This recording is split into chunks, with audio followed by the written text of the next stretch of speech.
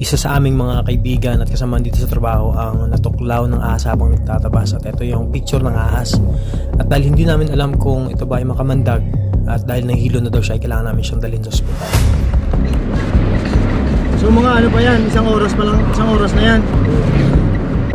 So they placed a rubber sort of tie. It will serve as a tourniquet habang kami po ay papunta sa ospital.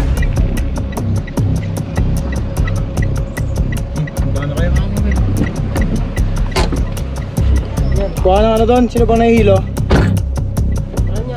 Kuha doon ng ano. Yan, pasok mo dyan. Dinala namin sila sa Tagaytay, at dahil wala namang antivenom doon ay kailangan namin silang dalhin sa RITM sa Alabang. Matulog, huwag na matulog. And since we're no cobra or snake expert, ay mas minabuti ko nang maghingi ng tulong para ma-identify yung ahas.